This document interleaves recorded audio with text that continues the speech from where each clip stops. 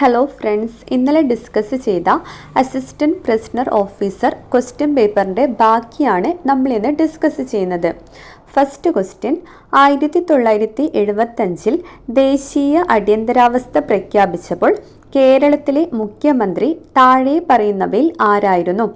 Answer option B, C അച്യുതമേനോനാണ്. 1975 ദേശീയ അടിയന്തരാവസ്ഥ കാലത്ത് കേരള മുഖ്യമന്ത്രി ആരായിരുന്നു? സി അച്യുതമേനോനാണ്. ആഭ്യന്തരമന്ത്രി കെ കരുണാകരനായിരുന്നു. ആഭ്യന്തരമന്ത്രി കെ കരുണാകരനായിരുന്നു. അടിയന്തരാവസ്ഥയെക്കുറിച്ച് പ്രതിപാദിക്കുന്ന ഭരണഘടന ഭാഗം 18. അടിയന്തരാവസ്ഥയെക്കുറിച്ച് പ്രതിപാദിക്കുന്ന ഭരണഘടന ഭാഗം 18 ആർട്ടിക്കിൾ 352 മുതൽ 360 വരെയുമാണ്. ആർട്ടിക്കിൾ 352 മുതൽ 360 വരെയുമാണ്. 352 ദേശീയ അടിയന്തരാവസ്ഥയെക്കുറിച്ചാണ് പ്രതിപാദിക്കുന്നത്. ആർട്ടിക്കിൾ 352 ദേശീയ അടിയന്തരാവസ്ഥയെക്കുറിച്ചാണ് പ്രതിപാദിക്കുന്നത്. അതിനോട് 4 കൂട്ടിയാൽ 356 സംസ്ഥാന അടിയന്തരാവസ്ഥയെക്കുറിച്ചാണ് പ്രതിപാദിക്കുന്നത്. സംസ്ഥാന അടിയന്തരാവസ്ഥയെക്കുറിച്ച് പ്രതിപാദിക്കുന്ന ആർട്ടിക്കിൾ ഏതാണ്? 356. അതിനോട് 4 കൂട്ടിയാൽ 360 സാമ്പത്തിക അടിയന്തരാവസ്ഥയെക്കുറിച്ച് പ്രതിപാദിക്കുന്ന ആർട്ടിക്കിളാണ്. ആർട്ടിക്കിൾ 360 സാമ്പത്തിക അടിയന്തരാവസ്ഥയെക്കുറിച്ചാണ് പ്രതിപാദിക്കുന്നത്. ഇന്ത്യയിൽ ഇതുവരെ 3 തവണയാണ് ദേശീയ അടിയന്തരാവസ്ഥ പ്രഖ്യാപിച്ചത്. ഏതൊക്കെ വർഷങ്ങളിലാണ്? 1962, 1971, 1975. ഈ 3 വർഷങ്ങളിലാണ് ഇന്ത്യയിൽ ഇതുവരെ ദേശീയ അടിയന്തരാവസ്ഥ പ്രഖ്യാപിച്ചത്. 1962, 1971, 1975. 1975 ദേശീയ അടിയന്തരാവസ്ഥ പ്രഖ്യാപിച്ച രാഷ്ട്രപതി ഫക്രുദ്ദീൻ അലി അഹമ്മദാണ്. 1975 ദേശീയ അടിയന്തരാവസ്ഥ പ്രഖ്യാപിച്ച രാഷ്ട്രപതി ഫക്രുദ്ദീൻ അലി അഹമ്മദാണ്. പ്രധാനമന്ത്രി ആരായിരുന്നു? ഇന്ദിരാഗാന്ധിയാണ്. 1975 ദേശീയ അടിയന്തരാവസ്ഥ പ്രഖ്യാപിച്ച രാഷ്ട്രപതി ഫക്രുദ്ദീൻ അലി അഹമ്മദാണ്. പ്രധാനമന്ത്രി ഇന്ദിരാഗാന്ധിയായിരുന്നു. പ്രതിരോധ മന്ത്രി കൂടി അറിഞ്ഞു വെക്കണം, സർദാർ സ്വരൺ സിംഗ് ആണ്. ആ ഒരു സമയത്തെ പ്രതിരോധ മന്ത്രി ആരായിരുന്നു? സർദാർ സ്വരൺ സിംഗ് ആണ്. അടുത്ത ക്വസ്റ്റ്യൻ, കുടുംബശ്രീ സംവിധാനത്തിലെ മധ്യതലമായ ADS ഭരണസമിതിയിലെ ആകെ അംഗങ്ങൾ. Answer option B, 11. കുടുംബശ്രീ സംവിധാനത്തിലെ മധ്യതലമായ ADS ഭരണസമിതിയിലെ ആകെ അംഗങ്ങൾ എത്രയാണ്? 11. കുടുംബശ്രീയുടെ ത്രിതല സംവിധാനമാണ് അയൽക്കൂട്ടം, ADS, CDS. ഏതൊക്കെയാണ്? അയൽക്കൂട്ടം, ADS area development society, CDS community development society. Kudumbashree പദ്ധതി നിലവിൽ വന്നത് 1998 മെയ് 17. കുടുംബശ്രീ പദ്ധതി നിലവിൽ വന്ന വർഷം എപ്പോഴാണ്? 1998 മെയ് 17 9ാം പഞ്ചവത്സര പദ്ധതി കാലത്താണ്. കുടുംബശ്രീ നിലവിൽ വന്ന പഞ്ചവത്സര പദ്ധതി ഏതാണ്? 9ാം പഞ്ചവത്സര പദ്ധതിയാണ്. 1998 മെയ് 17 കുടുംബശ്രീ നിലവിൽ വന്നത്.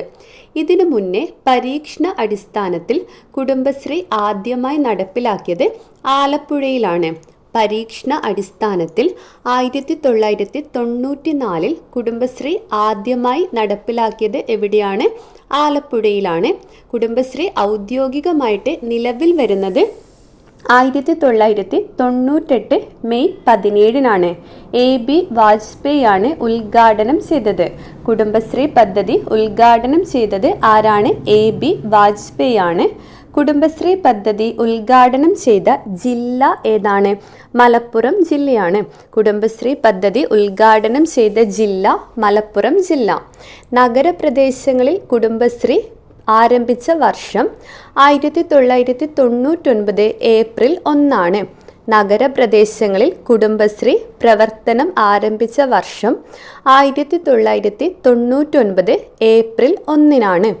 കുടുംബശ്രീയുടെ ആപ്തവാക്യം സ്ത്രീകളിലൂടെ കുടുംബങ്ങളിലേക്ക്, കുടുംബങ്ങളിലൂടെ സമൂഹത്തിലേക്ക് എന്നതാണ്.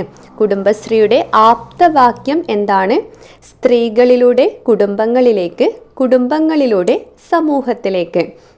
കുടുംബശ്രീ പദ്ധതിയുടെ ഗവേണിംഗ് ബോഡിയുടെ അധ്യക്ഷൻ ആരാണ്? തദ്ദേശ സ്വയംഭരണ വകുപ്പ് മന്ത്രിയാണ്. ഇമ്പോർട്ടൻ്റ് ആണ്. കുടുംബശ്രീ പദ്ധതിയുടെ ഗവേണിംഗ് ബോഡിയുടെ അധ്യക്ഷൻ തദ്ദേശ സ്വയംഭരണ വകുപ്പ് മന്ത്രിയാണ്. നിലവിൽ ആരായിരിക്കും? MP രാജേഷാണ്. കുടുംബശ്രീ പദ്ധതിയുടെ ഗവേണിംഗ് ബോഡിയുടെ അധ്യക്ഷൻ തദ്ദേശ സ്വയംഭരണ വകുപ്പ് മന്ത്രിയാണ്. നിലവിൽ ആരാണ്? MP രാജേഷാണ്. കുടുംബശ്രീയുടെ പ്രധാന ലക്ഷ്യം എന്ന് പറയുന്നത് ദാരിദ്ര്യ നിർമ്മാർജ്ജനവും വനിതാ ശാക്തീകരണവുമാണ്. കുടുംബശ്രീയുടെ പ്രധാന ലക്ഷ്യങ്ങൾ എന്തൊക്കെയാണ്? ദാരിദ്ര്യ നിർമ്മാർജ്ജനവും വനിതാ ശാക്തീകരണവുമാണ്. കുടുംബശ്രീ ഭരണസമിതി തിരഞ്ഞെടുപ്പ് 3 വർഷത്തിലൊരിക്കൽ നടത്തേണ്ടതാണ്. ഇതും പ്രീവിയസ് ഇയർ ക്വസ്റ്റ്യൻ ആണ്. കുടുംബശ്രീ ഭരണസമിതി തിരഞ്ഞെടുപ്പ് 3 വർഷത്തിലൊരിക്കൽ നടത്തേണ്ടതാണ്. അടുത്ത ക്വസ്റ്റ്യൻ 2024 ഫെബ്രുവരിയിൽ രാജ്യത്തെ ആദ്യത്തെ സമ്പൂർണ്ണ ഡിജിറ്റൽ സാക്ഷരതാ നിയോജക മണ്ഡലമായി പ്രഖ്യാപിക്കപ്പെട്ടത്? Answer option B, Taliparamba. രാജ്യത്തെ ആദ്യത്തെ സമ്പൂർണ്ണ ഡിജിറ്റൽ സാക്ഷരതാ നിയോജക മണ്ഡലം ഏതാണ്? തളിപ്പറമ്പാണ്. അടുത്ത ക്വസ്റ്റ്യൻ, ഇപ്പോഴത്തെ കേരള നിയമസഭ ഡെപ്യൂട്ടി സ്പീക്കർ ആര്? Answer option C, Chittayam Gopakumar. Kerala നിയമസഭ ഡെപ്യൂട്ടി സ്പീക്കർ ആരാണ്? ചിറ്റയം ഗോപകുമാറാണ്. മണ്ഡലം ഏതാണ്? അടൂരാണ്. ചിറ്റയം ഗോപകുമാർ പ്രതിനിധീകരിക്കുന്ന മണ്ഡലം അടൂരാണ്. കേരള നിയമസഭയിലെ ഇപ്പോഴത്തെ സ്പീക്കർ ആരാണ്? AN ഷംസീർ ആണ്. കേരള നിയമസഭയിലെ ഇപ്പോഴത്തെ സ്പീക്കർ AN ഷംസീർ ആണ്. മണ്ഡലം തലശ്ശേരിയാണ്. AN ഷംസീർ പ്രതിനിധീകരിക്കുന്ന മണ്ഡലം തലശ്ശേരിയാണ്. അടുത്ത ക്വസ്റ്റ്യൻ, ചുവടെ കൊടുത്തിരിക്കുന്നവയിൽ ഫംഗസ് മൂലമുണ്ടാകുന്ന രോഗം ഏത്? ആൻസർ ഓപ്ഷൻ സി, വട്ടച്ചൊറിയാണ്. ഫംഗസ് മൂലമുണ്ടാകുന്ന രോഗമാണേത്? വട്ടച്ചൊറി. വട്ടച്ചൊറി, അറ്റ്ലസ് ഫൂട്ട് എന്നിവ ഫംഗസ് രോഗങ്ങളാണ്. ഏതൊക്കെയാണ്? വട്ടച്ചൊറി, അറ്റ്ലസ് ഫൂട്ട് എന്നിവ ഫംഗസ് രോഗങ്ങളാണ്. മന്ദരോഗത്തിന് കാരണം ഫൈലേറിയൻ വിരകളാണ്. മന്ദരോഗത്തിന് കാരണം ഫൈലേറിയൻ വിരകളാണ്. മലേറിയ അഥവാ മലമ്പനിക്ക് കാരണം പ്ലാസ്മോഡിയം എന്ന പ്രോട്ടോസോവയാണ്. മന്ദരോഗത്തിന് കാരണം ഫൈലേറിയൻ വിരകളാണ്. മലേറിയ അഥവാ മലമ്പനിക്ക് കാരണം പ്ലാസ്മോഡിയം എന്ന പ്രോട്ടോസോവയാണ്. അറ്റ്ലസ് ഫൂട്ട്, വട്ടച്ചൊറി എന്നിവ ഫംഗസ് രോഗങ്ങളാണ്. അടുത്ത ക്വസ്റ്റ്യൻ, പേശി പ്രവർത്തനങ്ങൾ ഏകോപിപ്പിച്ച് ശരീര തുലനനില പാലിക്കാൻ സഹായിക്കുന്ന തലച്ചോറിൻ്റെ ഭാഗം ഏത്? ആൻസർ ഓപ്ഷൻ എ ആണ്, സെറിബെല്ലം. പേശി പ്രവർത്തനങ്ങൾ ഏകോപിപ്പിച്ച് ശരീര തുലനനില പാലിക്കാൻ സഹായിക്കുന്ന തലച്ചോറിൻ്റെ ഭാഗമാണ് സെറിബെല്ലം. ലിറ്റിൽ ബ്രെയിൻ എന്നറിയപ്പെടുന്ന മസ്തിഷ്ക ഭാഗമാണേത്? സെറിബെല്ലം. ലിറ്റിൽ ബ്രെയിൻ എന്നറിയപ്പെടുന്ന മസ്തിഷ്ക ഭാഗമാണ് ഏത്? സെറിബെല്ലം. പേശി പ്രവർത്തനങ്ങളെ ഏകോപിപ്പിക്കുന്ന മസ്തിഷ്ക ഭാഗം സെറിബെല്ലമാണ്. പേശി പ്രവർത്തനങ്ങളെ ഏകോപിപ്പിക്കുന്ന മസ്തിഷ്ക ഭാഗമാണ് സെറിബെല്ലം. ശരീര തുലനാവസ്ഥ നിലനിർത്താൻ സഹായിക്കുന്നത് സെറിബെല്ലമാണ്. ലിറ്റിൽ ബ്രെയിൻ എന്നറിയപ്പെടുന്ന മസ്തിഷ്ക ഭാഗം സെറിബെല്ലമാണ്. പേശി പ്രവർത്തനങ്ങളെ ഏകോപിപ്പിക്കുന്ന മസ്തിഷ്ക ഭാഗം. ശരീര തുലനനില പാലിക്കാൻ സഹായിക്കുന്ന തലച്ചോറിൻ്റെ ഭാഗം ഏതാണ്?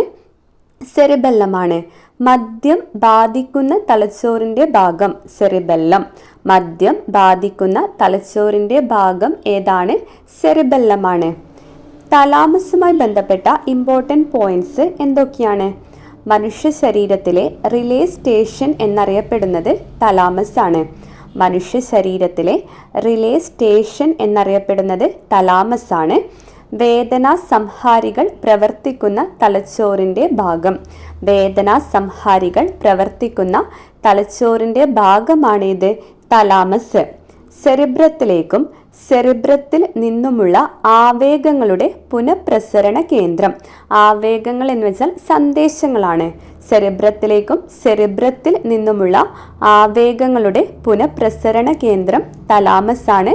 അതുകൊണ്ട് തന്നെയാണ് മനുഷ്യ ശരീരത്തിലെ റിലേ സ്റ്റേഷൻ എന്ന് തലാമസിനെ വിളിക്കുന്നത്.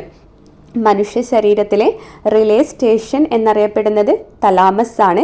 സെറിബ്രത്തിലേക്കും സെറിബ്രത്തിൽ നിന്നുമുള്ള ആവേഗങ്ങളുടെ പുനഃപ്രസരണ കേന്ദ്രം തലാമസ് ആണ്.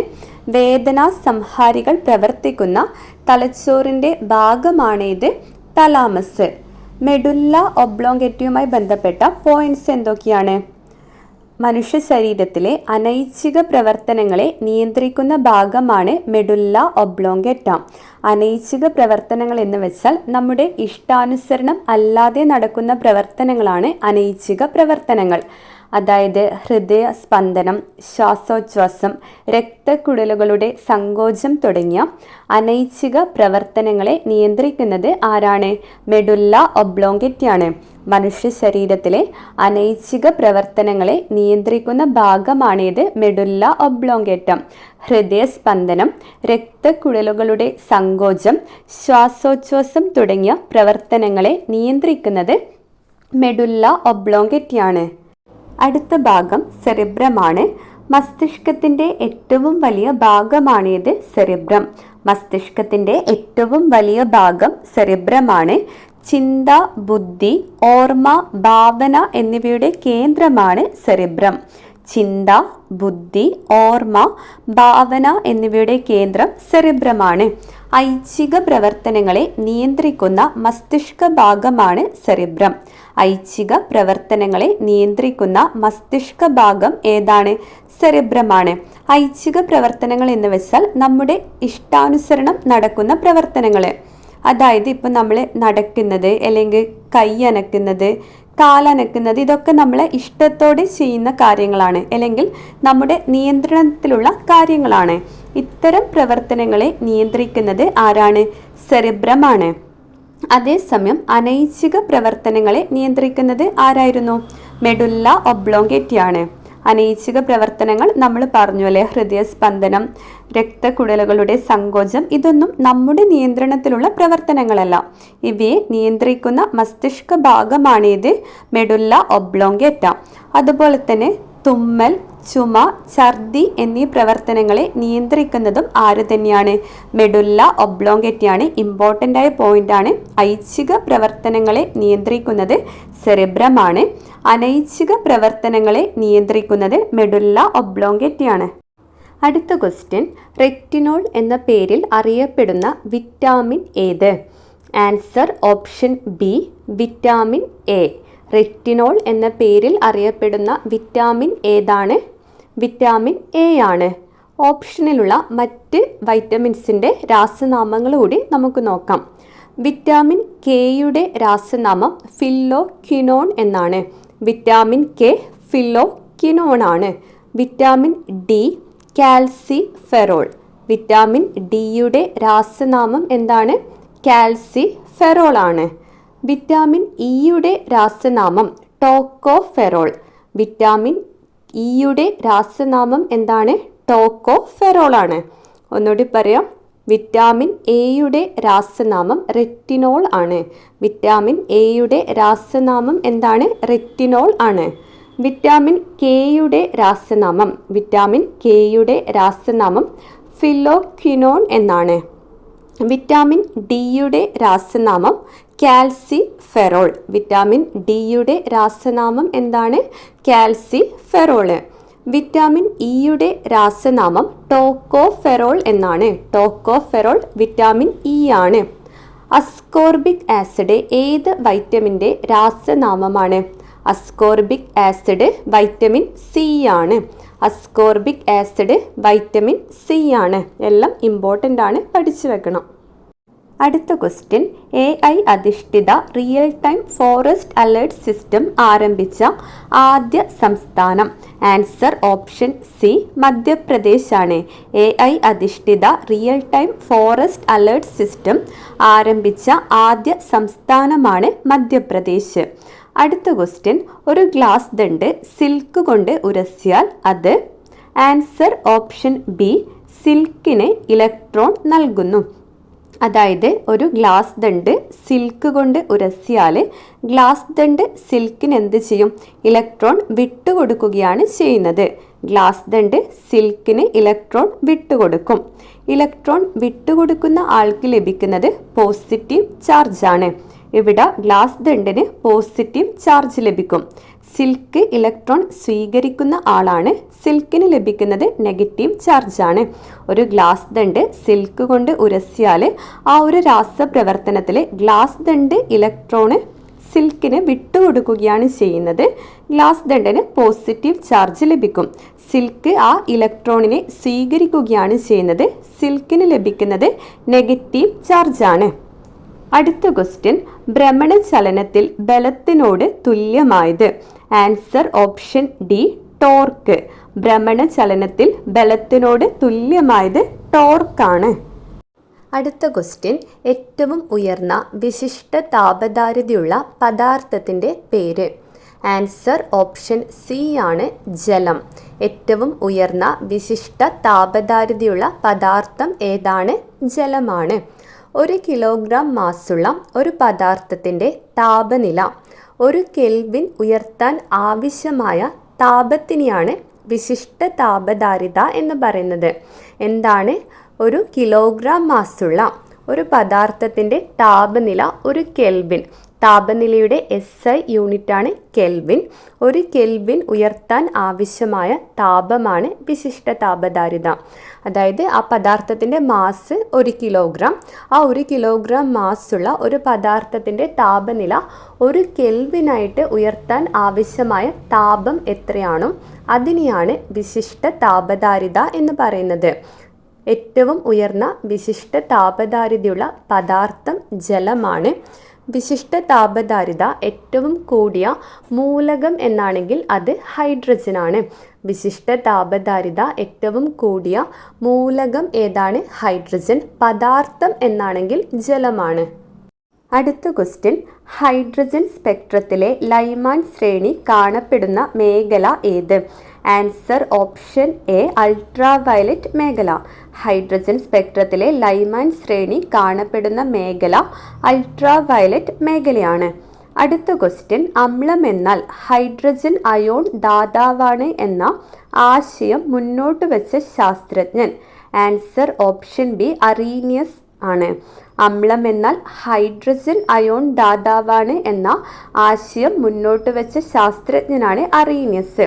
അറീനിയസ് സിദ്ധാന്ത പ്രകാരം അമ്ലം അഥവാ ആസിഡ് എന്ന് പറയുന്നത് ഹൈഡ്രജൻ അയോൺ ദാതാവാണ്. അതേസമയം OH- അഥവാ ഹൈഡ്രോക്സൈഡ് അയോൺ ദാതാവിനെയാണ് ബേസ് എന്ന് പറയുന്നത്. അറീനിയസ് സിദ്ധാന്ത പ്രകാരം അമ്ലം അഥവാ ആസിഡ് എന്ന് പറയുന്നത് hydrogen ion ദാതാവാണ്.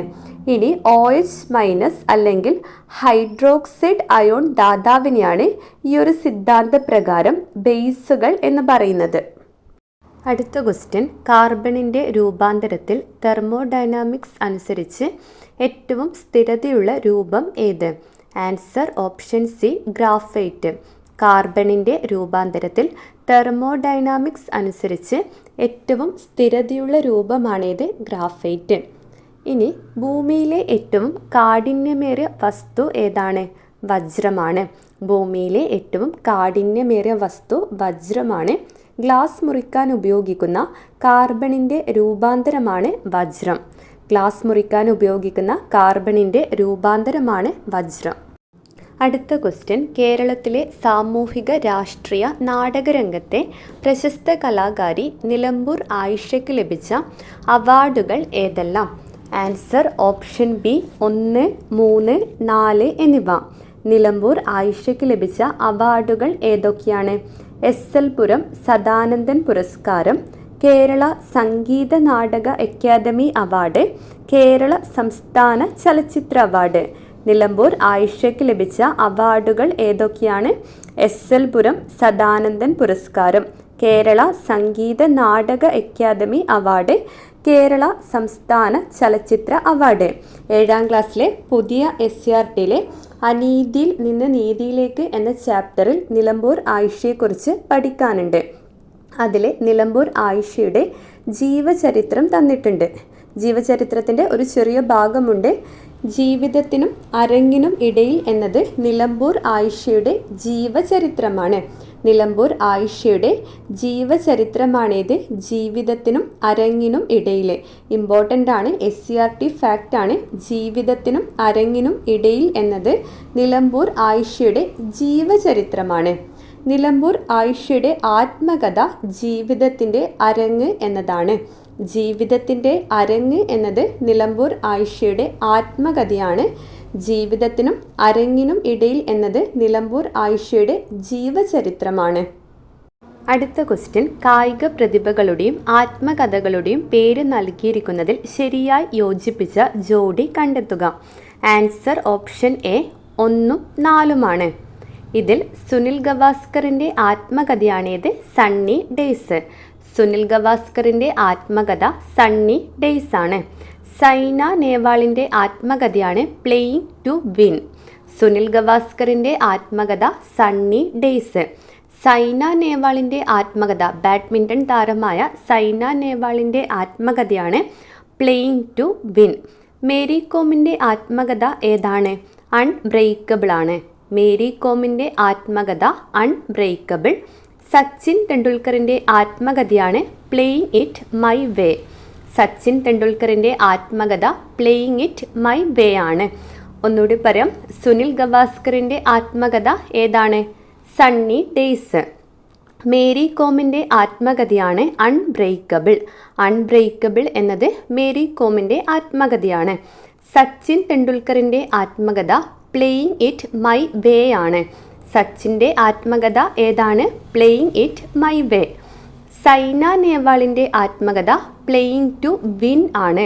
Playing to win എന്നത് സൈന നേവാളിൻ്റെ ആത്മകഥയാണ്. അടുത്ത ക്വസ്റ്റ്യൻ, നോവലിൻ്റെയും നോവലിസ്റ്റിൻ്റെയും പേരുകൾ ചേർത്ത് നൽകിയതിൽ ശരിയായ ജോഡി കണ്ടെത്തുക. ആൻസർ ഓപ്ഷൻ സി ആണ്. 1ഉം 3ഉമാണ് ശരി. ബുധിനി എന്ന നോവൽ സാറ ജോസഫിൻ്റേതാണ്. സാറ ജോസഫിൻ്റെ നോവലാണ് ബുധിനി. 2021 ഓടക്കുഴൽ അവാർഡ് ലഭിച്ച കൃതിയാണ് ബുധിനി. 2021 ഓടക്കുഴൽ അവാർഡ് ലഭിച്ച കൃതിയാണ് ഏത്? ബുധിനി. റാം കെയർ ഓഫ് ആനന്ദി എന്ന നോവൽ രചിച്ചത് അഖിൽ പി ധർമ്മജനാണ്. റാം കെയർ ഓഫ് ആനന്ദി എന്നത് അഖിൽ പി ധർമ്മജൻ്റെ നോവലാണ്. റാം കെയർ ഓഫ് ആനന്ദിയിലെ പ്രധാന കഥാപാത്രമാണ് മല്ലി. റാം കെയർ ഓഫ് ആനന്ദിയിലെ പ്രധാന കഥാപാത്രമാണ് ആര്? മല്ലി. മീശ എന്ന novel S ഹരീഷിൻ്റേതാണ്.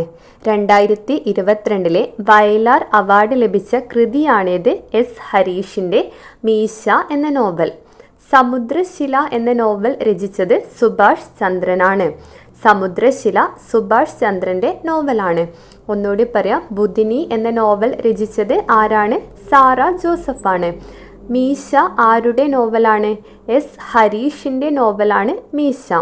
Ram care of Anandi രചിച്ചത് ആരാണ്? അഖിൽ പി ധർമ്മജൻ. സമുദ്രശില സുഭാഷ് ചന്ദ്രൻ്റെ നോവലാണ്. അടുത്ത ക്വസ്റ്റ്യൻ, പ്രമുഖ സാമ്പത്തിക ശാസ്ത്ര പണ്ഡിതനായിരുന്ന ഡോക്ടർ എം കുഞ്ഞാമനെ സംബന്ധിച്ച് ശരിയായ പ്രസ്താവനകൾ ഏതെല്ലാം? ആൻസർ ഓപ്ഷൻ സി ആണ്. 2, 3 എന്നിവ. എതിര് എന്ന ആത്മകഥയ്ക്ക് ലഭിച്ച കേരള സാഹിത്യ അക്കാദമി അവാർഡ് നിരസിച്ചു. ഡോക്ടർ എം കുഞ്ഞാമൻ്റെ ആത്മകഥയാണ് എതിര്. ഈ ആത്മകഥയ്ക്ക് 2021 കേരള സാഹിത്യ അക്കാദമി പുരസ്കാരം ലഭിച്ചിരുന്നു. പക്ഷേ അദ്ദേഹം അത് നിരസിക്കുകയാണ് ചെയ്തത്. ഡോക്ടർ എം കുഞ്ഞാമൻ്റെ ആത്മകഥ ഏതാണ്? എതിര് ആണ്. ദീർഘകാലം കേരള സർവകലാശാലയിൽ അധ്യാപകനായിരുന്നു. ഡോക്ടർ എം കുഞ്ഞാമൻ ദീർഘകാലം കേരള സർവകലാശാലയിൽ അധ്യാപകനായിരുന്നു. അദ്ദേഹത്തിൻ്റെ ജന്മസ്ഥലം പാലക്കാട് ജില്ലയാണ്. പാലക്കാട് ജില്ലയിലാണ് ജനനം. ഇതിലെ 4ാമത്തെ സ്റ്റേറ്റ്മെൻറ്റ് തെറ്റാണ്. ഒറ്റയാൾ എന്ന ഡോക്യുമെൻ്ററി സാമൂഹ്യ പ്രവർത്തക ദയാബായിയുടെ ജീവിതത്തെ ആസ്പദമാക്കിയുള്ളതാണ്. ഒറ്റയാൾ എന്ന ഡോക്യുമെൻ്ററി ദയാബായിയുടെ ജീവിതത്തെ ആസ്പദമാക്കിയുള്ളതാണ്. ഇത്രയാണ് നമുക്കിന്ന് ഡിസ്കസ് ചെയ്യാനുള്ളത്. ഇനി ഇതിൽ ബാക്കി വരുന്നത് പ്രിസണുമായി ബന്ധപ്പെട്ട സ്പെഷ്യൽ ടോപ്പിക്കാണ്. അത് നമുക്ക് ആവശ്യമില്ല. അടുത്ത ക്വസ്റ്റ്യൻ പേപ്പർ നാളെ ഡിസ്കസ് ചെയ്യാം. താങ്ക്